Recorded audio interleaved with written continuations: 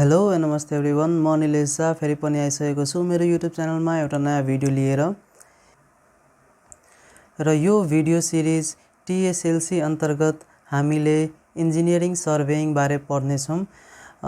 TSLC भनेको हाम्रो जुन एसएलसी लेभलमा द्याट इज 10th लेभलमा टेक्निकल स्टडिज हुन्छ सिभिल इन्जिनियरिङको, त्यही 10 क्लासकै सर्वेइङ इन्जिनियरिङ सर्वेइङ च्याप्टर 1 बाट हामीले स्टार्ट गर्दैछौँ। सो च्याप्टर 1 मा रहेको छ प्लेन टेबल सर्वेइङ।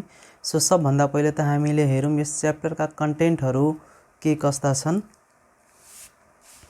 सो हामीले यहाँ हेर्न सक्छौँ नम्बर 1 मा हामीसँग डेफिनेसन, त्यसैगरी principle of plane table surveying, accessories of plane table surveying and working operations of plane table surveying, then methods of plane table surveying, errors in plane tabling and सबभन्दा लास्टमा रहेको छ एडभान्टेजेस एन्ड डिसएडभान्टेजेस। सो सबभन्दा पहिले हामीले डेफिनेसनबाट start गरौँ, that is plain table सर्वेइङ भनेको के हो त।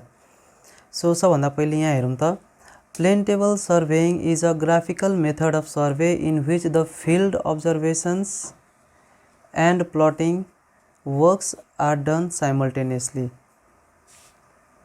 सो कुनै पनि सर्वेइङको एउटा पार्ट छ है, द्याट इज अब ग्राफिकल मेथड छ। ग्राफिकल मेथड किनकि हामीले त्यसमा म्याप बनाउँदैछौँ र म्याप बनाउँदैछौँ कुनै सुइटेबल स्केलमा है। सो त्यसलाई हामीले ग्राफिकल मेथड भन्यौँ। In which the field observations and plotting works are done simultaneously. Generally हामीले के गर्छौँ, कुनै पनि सर्वेमा एउटा फिल्ड छ हामीसँग होइन, एउटा फिल्ड छ, हामीले कुनै पनि इन्स्ट्रुमेन्ट युज गरेर कुनै पोइन्टको सबै डेटाहरू नोट गऱ्यौँ। अब त्यो डेटा हामीले एउटा फिल्ड बुकमा नोट गरेका छौँ है। फिल्ड बुक भनेको जुन हाम्रो मेजरमेन्ट बुक हुन्छ जसमा हामीले डेटा टिप्ने काम गर्छौँ, त्यसमा हामीले डेटा नोट गऱ्यौँ र घरमा गएर अथवा अफिसमा गएर त्यसलाई हामीले पेपरमा अब प्लट गर्ने काम गर्छौँ। अब प्लट गर्दा कुनै म्याप बनाउने होला, म्याप अब त्यो घरको होस्, रोडको होस् अथवा कुनै फिल्डको होस्। सो पहिला हामीले डेटा नोट गरेर अनि घरमा गएर के गऱ्यौँ त त्यसलाई प्लट गऱ्यौँ। तर प्लेन टेबल सर्वेइङ एउटा यस्तो सर्वे हो जसमा field observations and plotting work सँगसँगै गरिन्छ, that is field observations and plotting works are done simultaneously. अब यसमा के छ भने एउटा फिल्ड छ मसँग, मैले यसमा अब्जर्भेसन पनि गरेँ र अब्जर्भेसन गर्दै नै सँगसँगै मैले के गरेँ त म्याप पनि बनाएँ। सो त्यो दुईटै काम के भयो त मेरो सँगै भयो। सो पहिला हामीले के गर्दैथ्यौँ, डेटा नोट गरेर घरमा गएर अथवा अफिसमा गएर प्लट गर्ने। तर प्लेन टेबल सर्वेइङमा के हुँदैछ त, हामीले अब्जर्भेसन र प्लटिङ सँगसँगै गर्दैछौँ, द्याट इज डेटा लिने र त्यही बेला हामीले के गर्ने त त्यसलाई प्लट गरिदिने। सो दुईटै काम के भयो त हाम्रो सँगै भयो। Simple and cheaper. अब plane table surveying is simple and cheaper. Simple कुन आधारमा त, बिकज यसको फिल्ड अब्जर्भेसन र प्लटिङ वर्क सँगसँगै हुँदैछ, एकदम सिम्पल कुरा हो यो। अब हामीले यसमा त्यो डेटा नोट गरिरहनु पर्दैन, घरमा गएर त्यसलाई फेरि प्लट गर्ने कतै कन्फ्युज हुन्छ। अब कुनै डेटा बुझिएन भने कुन अब्जेक्टको डेटा हो त्यो सबैमा कन्फ्युज भइन्छ है। सो त्यो सब कुरा प्लेन टेबल सर्वेइङमा हुँदैन, त्यही भएर यो के हुन गएको छ त सिम्पल हुन गएको छ। त्यस पछाडि चिपर। अब चिपर किन, यसमा युज हुने जुन एक्सेसरिजहरू हुन्छन् त्यो सबै के हुन्छ त चिप हुन्छ, धेरै पैसा लाग्दैन त्यो सबैमा। त्यस पछाडि most suitable for small scale map. अब स्मल स्केल म्याप भनेको सानो स्केलको म्याप छ भने त्यसको लागि प्लेन टेबल सर्वेइङ सबभन्दा राम्रो हो।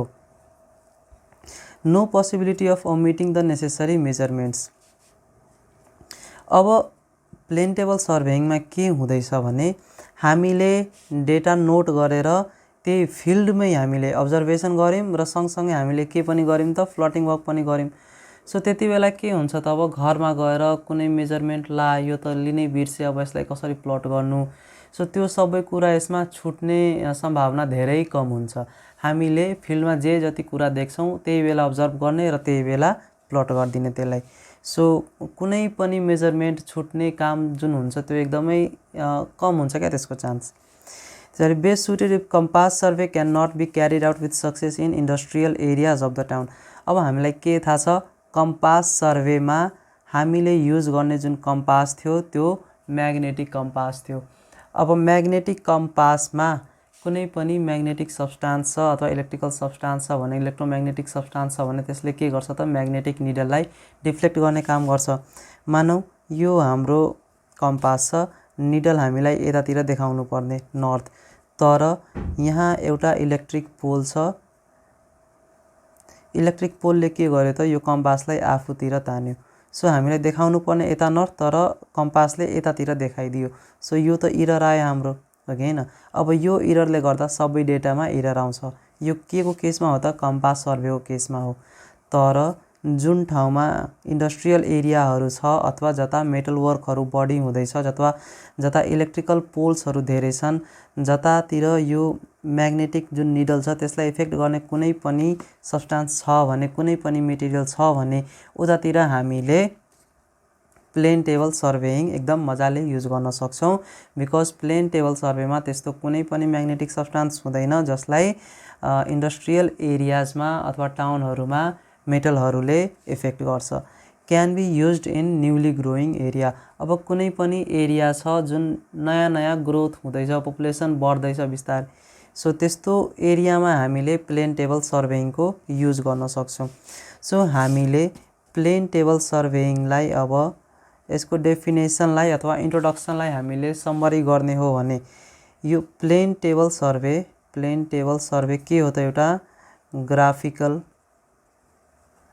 Graphical method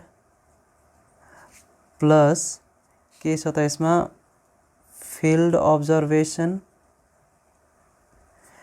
plus plotting works.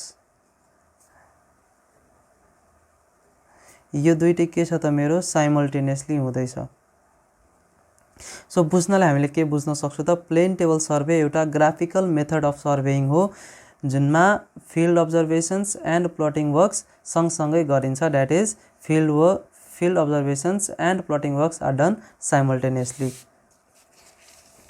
त्यस पछाडि हामीले हेर्छौँ प्लेन टेबल सर्वेको प्रिन्सिपल।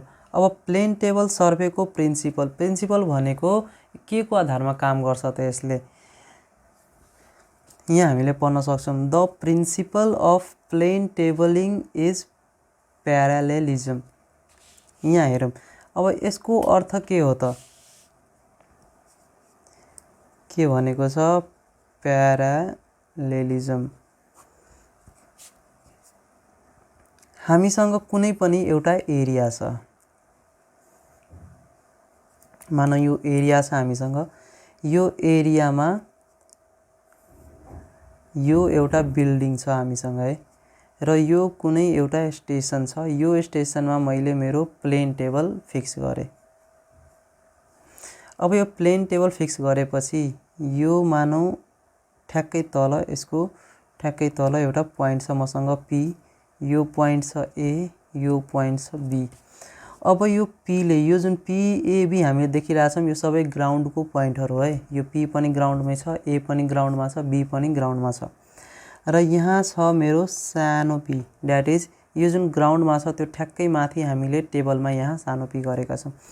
अब यो ठुलो पीबाट एसम्मको एउटा लाइन छ मेरो, यो पीले बीसम्म पनि एउटा लाइन छ है।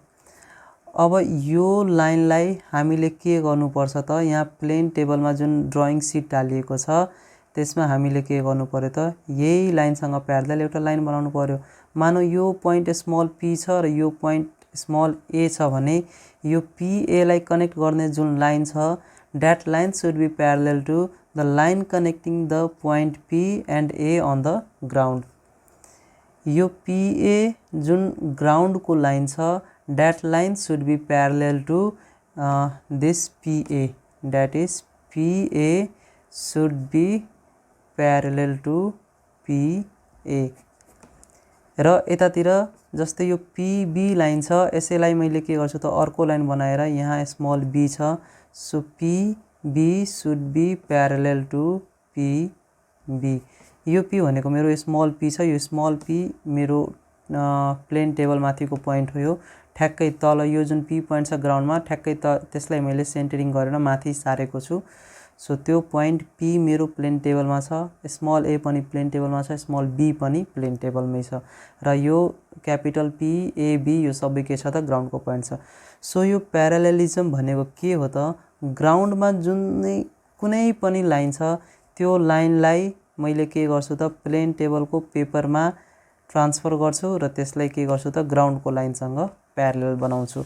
सो प्लेन टेबलको प्रिन्सिपल के हो त, मेन प्यारालेलिजम हो र प्यारालेलिजम भनेको के हो यो कुरा हामीले यहाँ थाहा पाइसक्यौँ। यहाँ हेरौँ अब फेरि पनि के भन्दैछ त, the principle of plane tabling is parallelism. It means the rays drawn from stations to objects on the paper are parallel to the lines from the stations to the objects on the ground। जुन कुरा भर्खर मैले अहिले explain गरेँ त्यही कुरा यहाँ के गरेको छ त सेन्टेन्समा ल्याङ्ग्वेजमा लेखेको छ।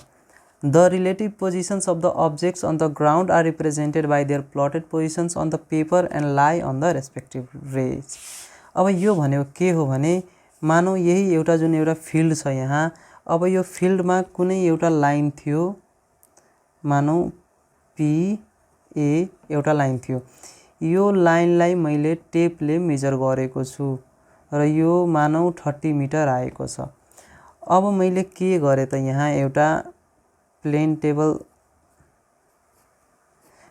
सेट गरेको छु। अब यो पोइन्ट पी जुन थियो यो पोइन्ट पी लाई मैले यहाँ कुनै एउटा पोइन्टमा ट्रान्सफर गरेँ र यहाँसम्म मैले के गरेँ त ए पोइन्टमा साइट गरेर मैले स्मल पी स्मल ए र यो जुन पीए लाइन छ यही पीए लाइनलाई मैले के गरेँ त माथि प्लेन टेबलमा पीएमा साइट गरेँ।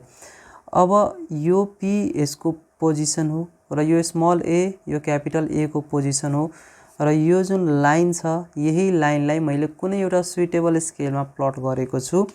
अब स्केलको कुरा तपाईहरुले बुझ्नु भएको छैन भने मैले त्यसको लिंक पनि डिस्क्रिप्सन बक्समा हाल्दिन्छु, गएर त्यो भिडियो पनि हेर्नु होला।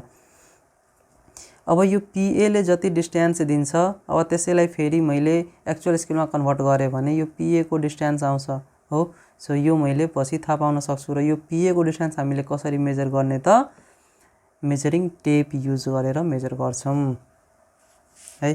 सो यो भयो प्रिन्सिपल को कुरा। अब नेक्स्ट भिडियोमा हामीले प्लेन टेबल सर्भेइङ को एक्सेसरिज बारे कुरा गर्नेछौं। हस्त अहिलेलाई यति नै। See you in the next video. Thank you.